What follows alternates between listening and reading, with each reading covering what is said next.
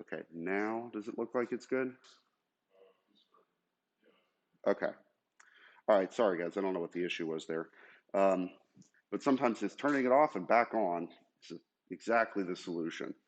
Other times, percussive maintenance is a solution. What's percussive maintenance? Yes, hitting it with a hammer or some other blunt object. So, okay, so hopefully we're good. Somebody in the chat, Cole, if you're on, can you type in the chat if it's Gucci from your perspective now? Make sure that we're good.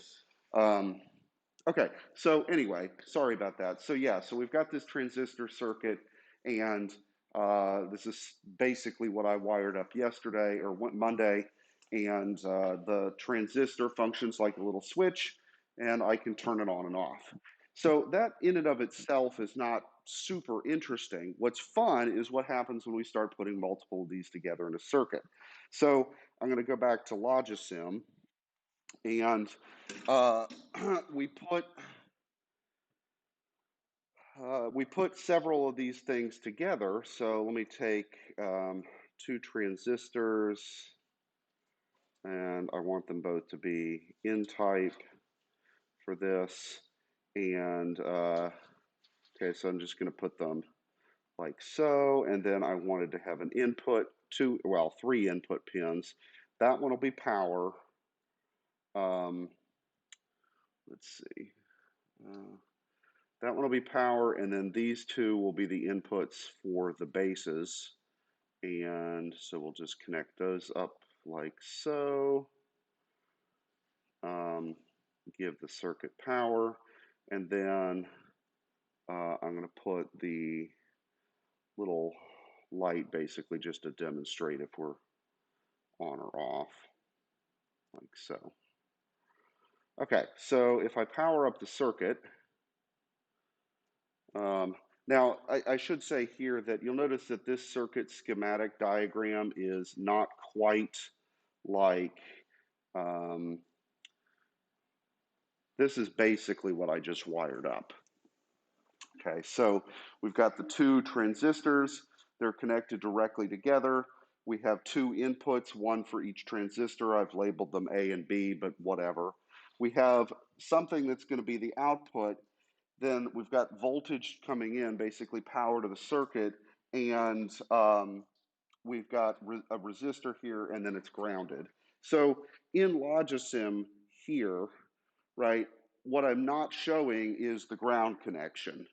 I don't really need to, although I can. So, um, but yeah, so this is slightly simplified from the actual like circuit, exactly how you'd wire it, but simplified in such a way that we can sort of concentrate on the logic rather than the exact electrical details. And for a simulation, that's sort of okay. Okay, so just to recap from last time, under what circumstances is the little light going to turn on here? Yeah, when both inputs up here are turned on. If only one of them's on, that's not good enough, right? So I have to turn both of these on. Um, hold on. I bet you I just forgot to change the type on one of these. They're both N type. That's what they should be. Why is this not turning on? It's too early for problems. I don't think I want them both to be P-type. Okay, I've definitely screwed something up again. N-type.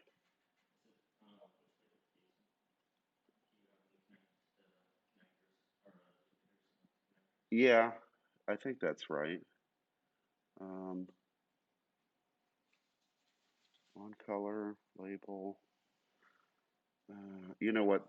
So I got a new version of Logisim the other day, and I wonder if they've changed something in it. So let me run the old version because that's what I think I used last time, and just make sure I'm not being stupid. Okay, so let's try this again. So we had three input pins, and Then we had the transistors, both of which I want to be N-type. And so I'll copy and paste that one. Oops. And then move it. And then put the power.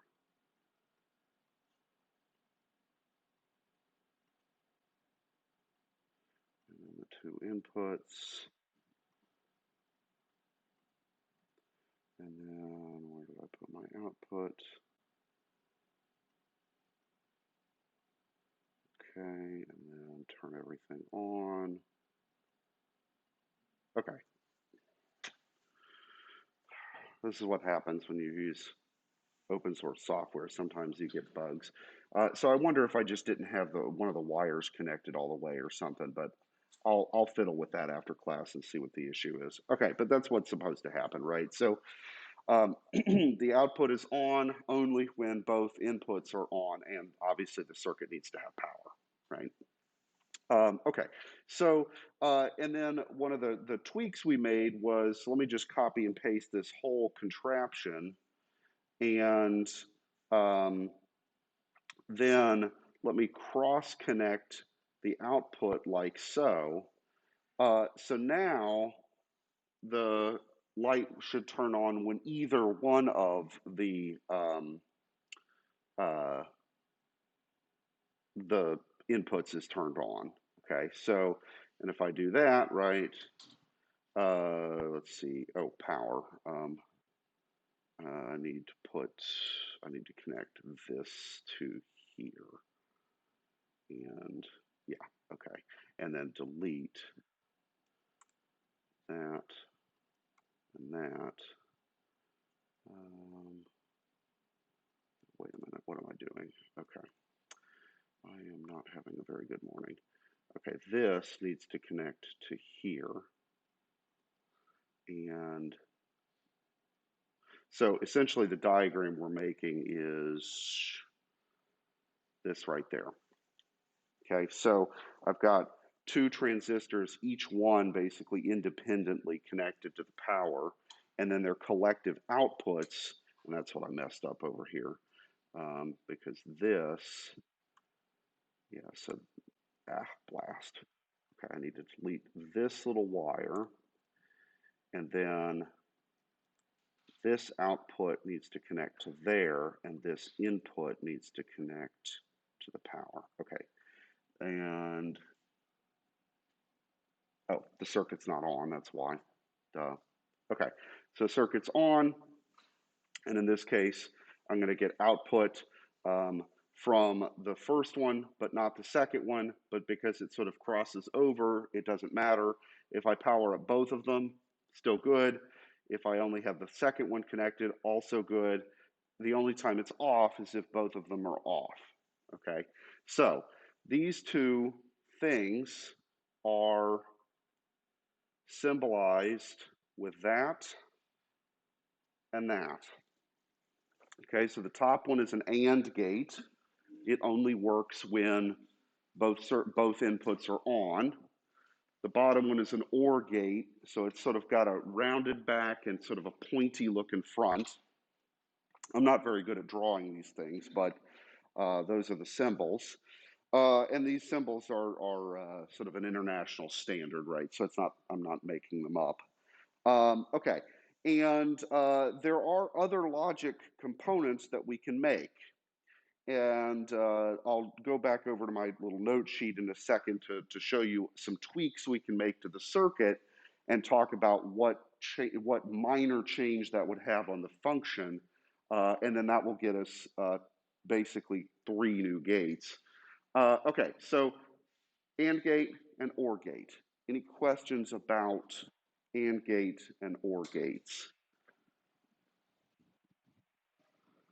Okay, so under what circumstances an AND gate outputting on? Both inputs are on, okay? And what about if both inputs aren't on, if it's any of the other 3 input patterns? Nothing, okay? An OR gate, when is an OR gate off? only when neither of the inputs are on. Okay, so when both inputs are off, the OR gate is off. Okay, good. And we'll have a schematic way to represent this called a truth table, and I'll show you that in a minute after we talk about some of the other gates. Okay, so let me go back over to my little PDF schematic here. And so this is slightly more realistic in terms of how you would actually wire it. The one difference here is that I haven't specified the resistances on the resistors. Normally in a circuit diagram, you would need to put that information. Just for the sake of a schematic to kind of get the idea, I sort of omitted those sort of minor details just to, you know, not clutter things up a little bit. But notice that I've got the output here before the resistor that goes to ground, right? So if you're current, you would rather go through the output because there's no resistance there. Whereas if you go down the resistor, well, you've got to go through a resistor. And which way does electricity want to go, or current, I guess? Path of least resistance, right? It's like water. Now, one thing that's minorly annoying here is, and you guys can blame Ben Franklin for this, which way does current go? From positive to negative. Which way do the electrons go? The other way. Darn. He had a 50-50 chance and he blew it, right? So yes, when we say the current is flowing from V to the output, the electrons are actually going the opposite direction, which is minorly annoying, but you just get over it. Okay, so what I'm going to do is I'm going to make a very minor tweak to this, and notice that the output is on after the transistors, not before them, okay? So I'm going to move, let me go to, where did I put it? You know what, I think I may have an old version of this diagram in here. So basically what I'm going to do is, instead of putting the output here, I'm going to put the output up at the top, okay? And then what's going to happen is I will sort of get the opposite function, okay? So if I put, and let's go into Logisim and just do this. All right, so let me scroll down. Let me actually just copy this circuit here. Okay, and so what I'm going to do is I'm going to delete this. I'm going to move the light over here. Okay, and then I'm going to put a ground there. Okay, so let's power up the circuit, right, like so. So now what do you notice? Both inputs are off, and this output is actually on, okay, not off. That's because I moved the output to the sort of power side, if you will, rather than the input side. Okay.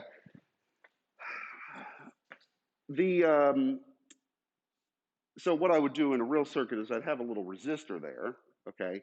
And then if the two inputs are on and I open the two transistors, current could flow straight to ground, okay? Is that going to be more or less resistance than going through a light and stuff? Probably less, right? So it would rather do that. Okay, so if I power that up, then, and I probably have to have a resistor in here, and that's why it's not doing this correctly. So let me try that.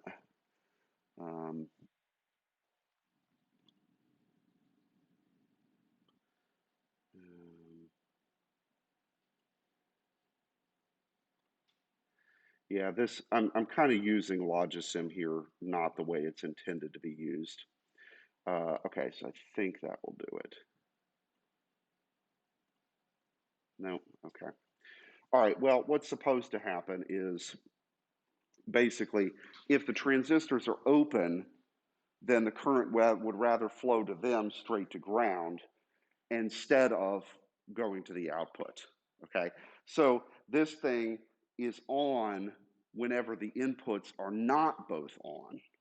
So it's sort of the opposite of an AND gate.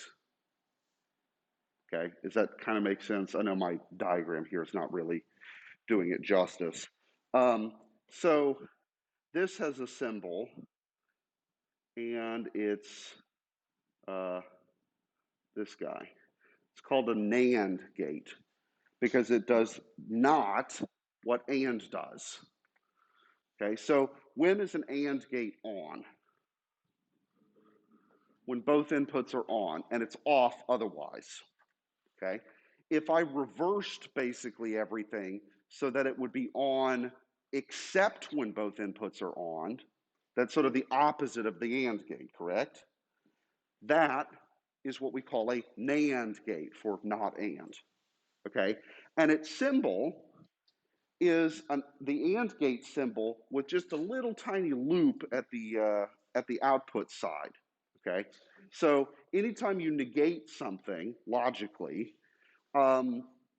we just use that little loop to symbolize it, okay? Is that all right? Oui ou non? Okay, so if I can do the opposite of an AND gate, could I do the opposite of an OR gate? Why not, right? So the same trick, okay? And if I can do this opposite-y business, could I take an input and flip it to the opposite of what it is? Okay, so if I have an input that's on, could I come up with a circuit that turns the input off? Yeah, okay, that's actually not too difficult. You just need one transistor for it. And so what I get is, here's the list. Okay, so, and I'll post this up to Canvas also so you guys can refer to it. So we've got the AND and the OR gates. We've already looked at those two, right? When is the AND gate on? Only when both inputs are on. And when is the OR gate on? Whenever at least one of the inputs is on. Okay. And is it okay in the OR gate for both inputs to be on? Yeah. Okay. And the output's on in that case. So when we use OR in basically at all in computer science, what we mean is one or the other, or possibly even both, right? So I think last time I said this, like if my mom asks me what do I want for dessert, chocolate or vanilla ice cream, and I say both, is that what she meant, that having both types of ice cream is an acceptable option? Probably not, okay? So in English, we use the word or in two different ways. She could have asked, do you want to go to the grocery store or to the farmer's market on Saturday? Well, maybe we need to go to both. Okay, so actually, why don't we go to both? Well, that's okay, right? So, or in that case meant that both options was totally acceptable. Or in the dessert example, was probably both options were not acceptable, okay? And we have a circuit, a logic gate, that does the two of them. So an OR gate is inclusive. It allows both options to be on the table, either one independently or both together. That's all three situations are cool. The other way that we use the word OR in English is exclusive OR. Okay, so when both options are not acceptable, when it's either one or the other, but not both, that's what in our parlance we're going to call the exclusive OR, okay, or XOR for short. Okay, the symbol for this, by the way, is the same as the OR gate, but you see how it has that extra little bar at the back? Okay, that's what tells you the distinction between OR and XOR. Okay, so in English, this is ambiguous, and I think it's probably ambiguous in every human spoken language. If you hang around mathematicians or computer scientists, they tend to throw XOR into everyday speech. It'd be kind of cool if we could get that into everyday English for everybody, but yeah. And sometimes we mean either one of them, right? So, um, what did Shakespeare mean in Hamlet? To be or not to be? Is being both being and not being an option? I mean, what does that even mean, right? Go talk to the philosophy department. Uh, but yeah, right. So we use both things, and you guys as English speakers just sort of know from context which meaning is relevant. Okay, so we've got and or. Now we have this new one, XOR. And then we have the negations of basically everything. So if I have an AND gate, I can have a NAND gate, which is sort of the flip-flop version of it. So look at the truth tables for the AND gate and the NAND gate. What do you notice? Yeah, they're exactly flipped from each other, right? So the AND gate, whenever it's on, the NAND gate is off, and vice versa. Okay, so it's just a logical negation of it. Essentially, what we've done is an AND gate you can think of as a combination of an AND gate and then a NOT gate on the output to flip it. Okay, but it's useful to sort of condense that into one unit here as a NAND gate. Okay, good. Um, well, if we can negate the AND, couldn't we do the same thing to the OR? Yeah, why not? And so we have an OR gate. Okay, so again, compare the truth table there for the OR gate with the truth table for the NOR gate.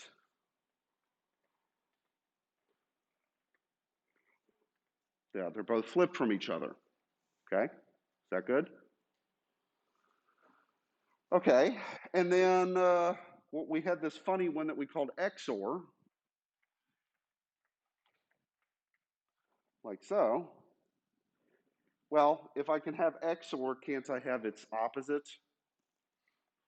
Okay, and yeah, so we call that N XOR or sometimes XNOR. I've seen the N and the X get reversed in either position. But those are the symbols. And do you guys see the sort of logical consistency of the way the symbols were designed, right? Flat backs are and, roundy backs are ors. An extra bar indicates exclusive. The little loop at the end indicates a negation. Okay, so whoever designed these symbols, kind of used their head in the process. Okay, good. So, questions about that. So these seven, and there's seven because we've got the negation one in here that's sort of, it's the only one of these that only has one input, right? The rest of them all have two. Yeah, and you can kind of think of some of these. So like, for example, the XOR gate, let's actually think of it. Let me go over to here. So I'm going to delete my transistors here and just actually use my gates. Okay, so what does XOR mean? Right, so chocolate XOR vanilla means one or the other and cannot be both, right? Okay, so I can wire this up. This is an inefficient way to make one of these gates, but it'll work.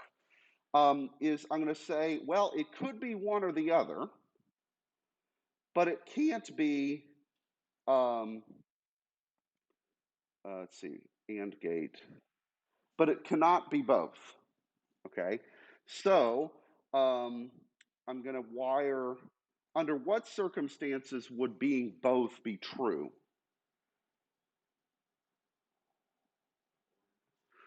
If or, okay, yeah, so if or is on, but let me do it this way. So I'm going to put, uh, I'm going to take, let's put my inputs. So I no longer need this input because the assumption is that the circuits are powered and everything's good. Let me clean up these wires and let me move my light down here. And then my two inputs, oops, get rid of those.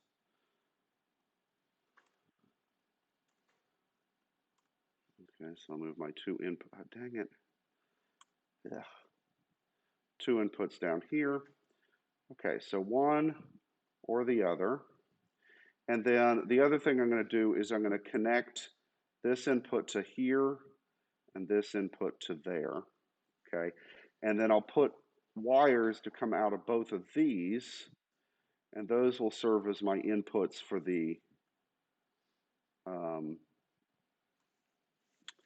for this guy. And I think I've got a stray wire here. Let's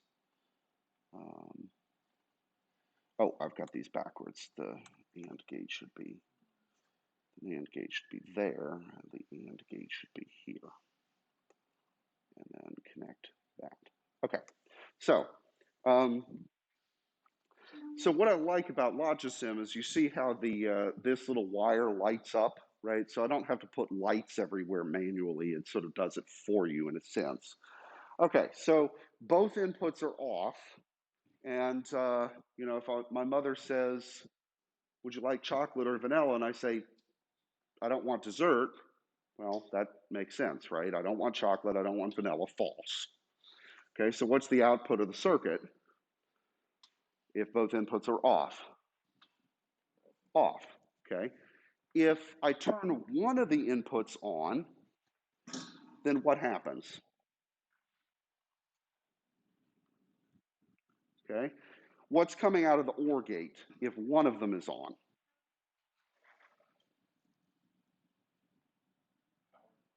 Yeah, true, on.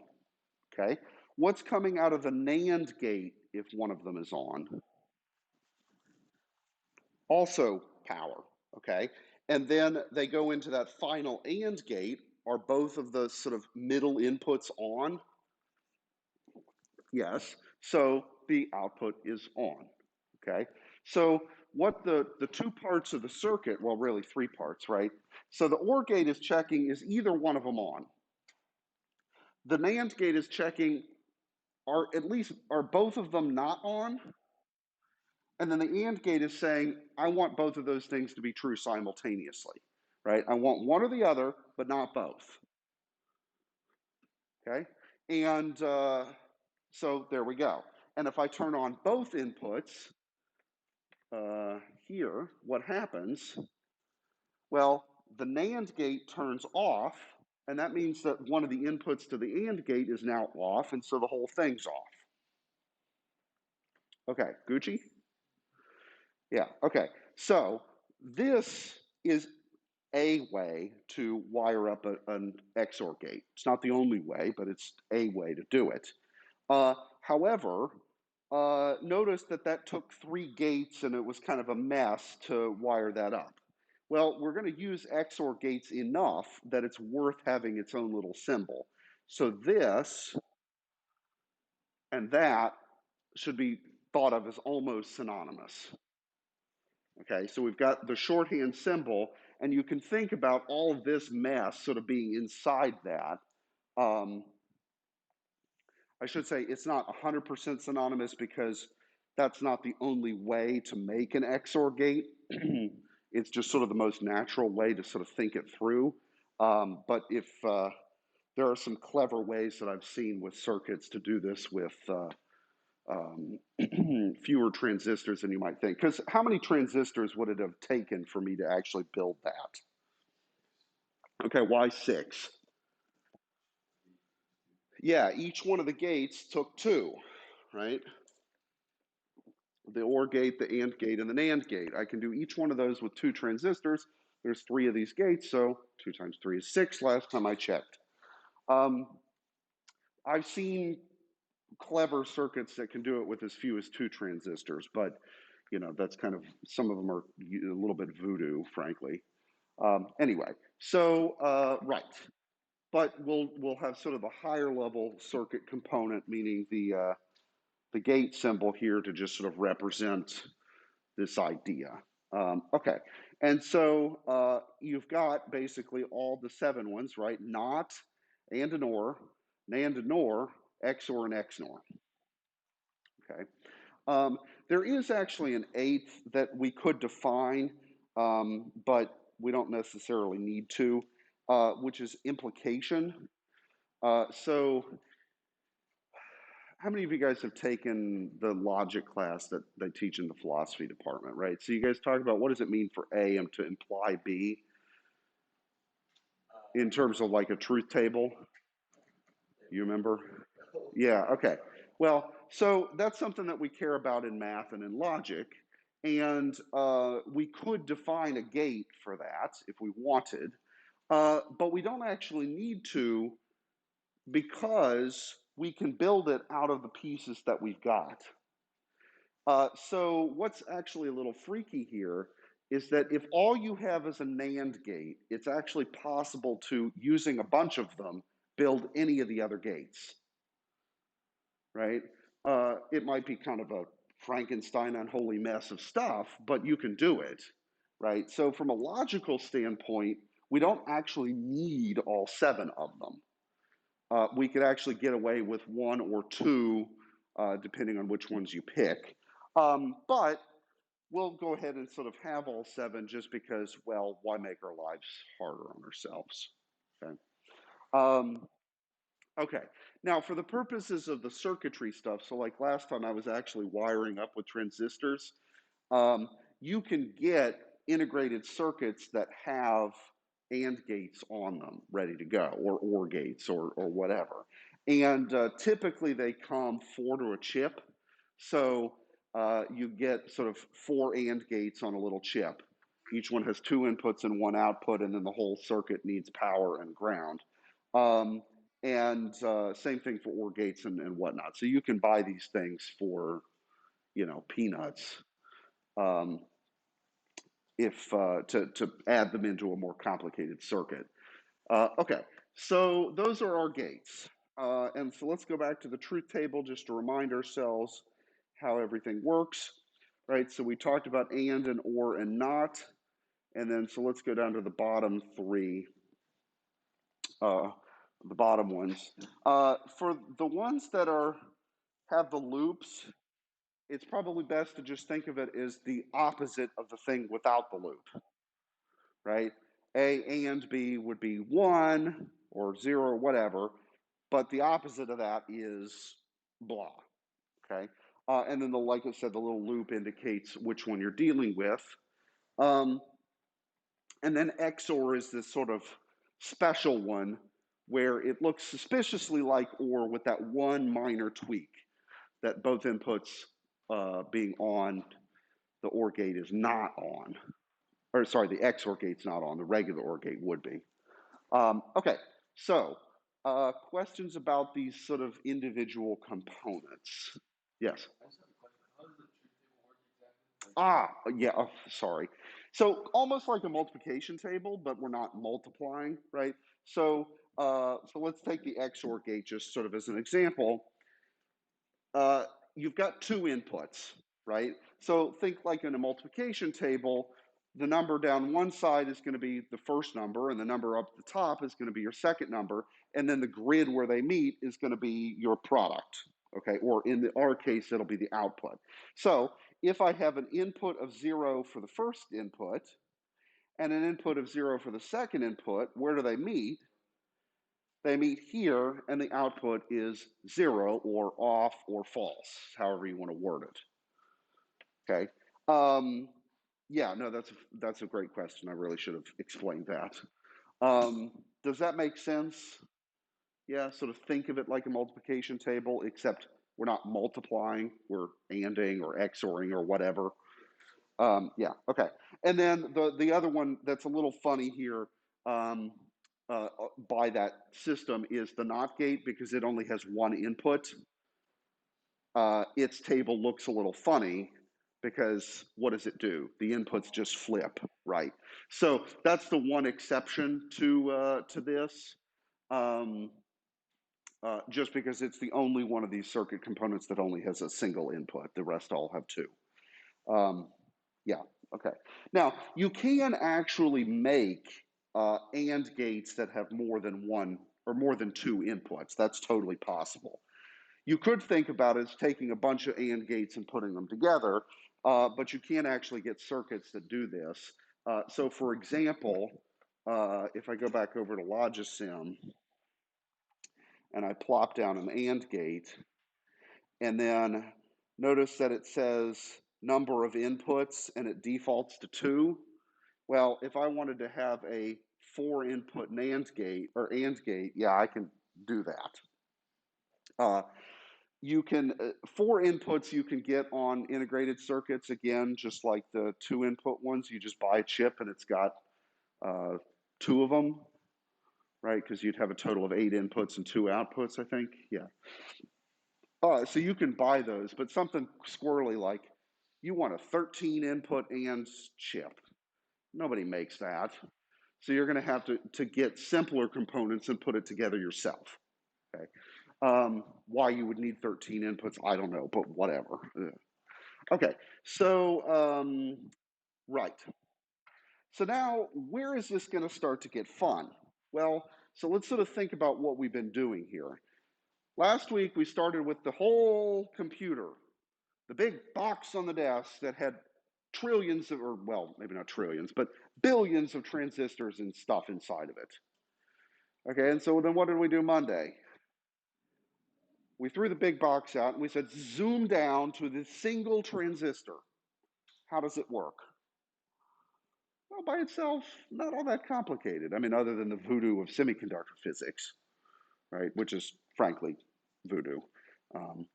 So, okay, great. Single transistor. Well, then what happens when we put 2 of these together? Well, look at all the interesting ways we can put 2 of them together. And bam, we get these things.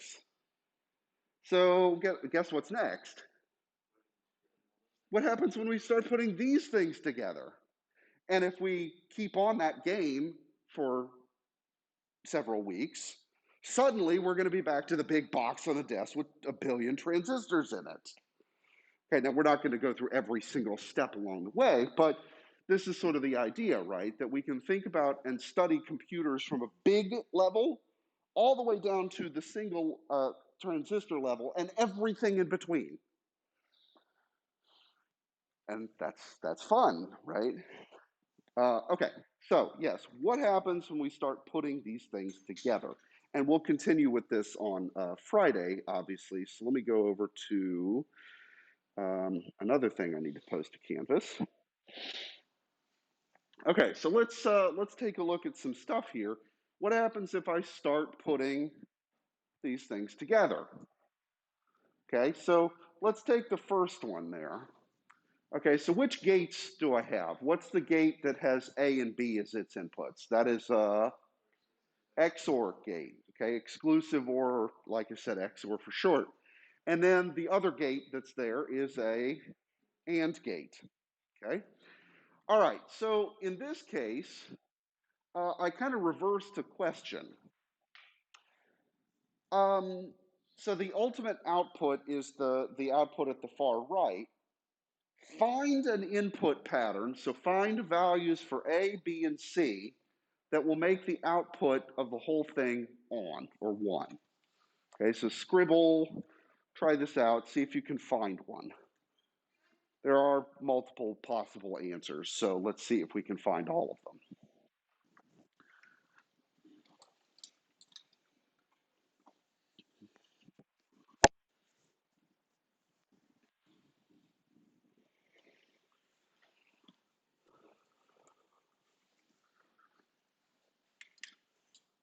All right, so does it make sense what the question is? Ethan, what's the question?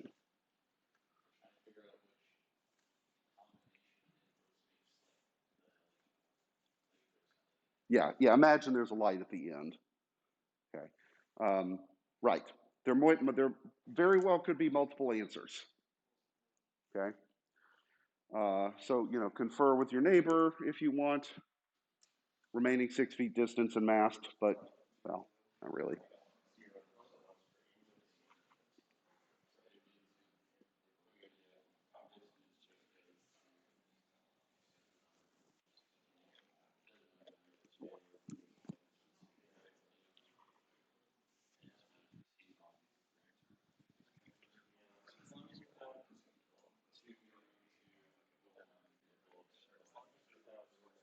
And I'm hearing some great logic. Hopefully you guys that are at home are following along and having fun here.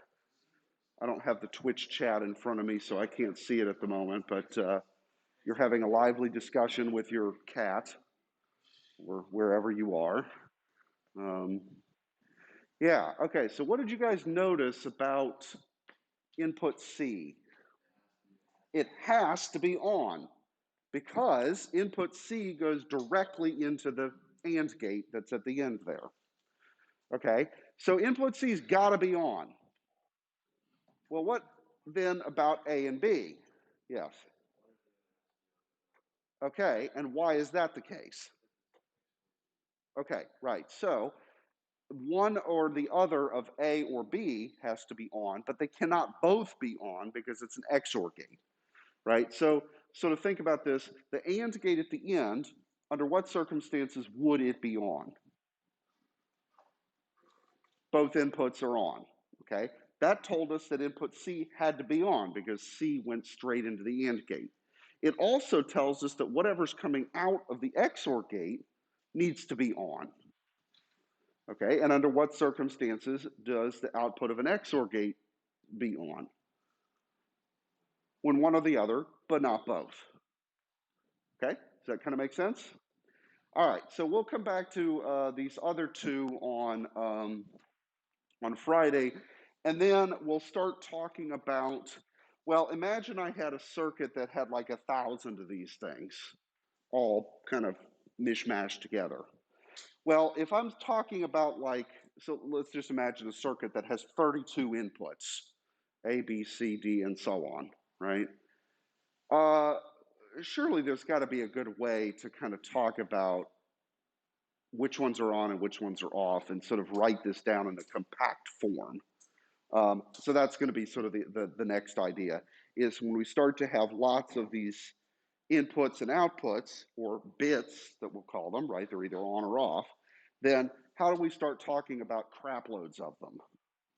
Okay, crap load is of course a technical term. We'll be using the metric crap load in this class, not the imperial British crap load. Yeah, anyway.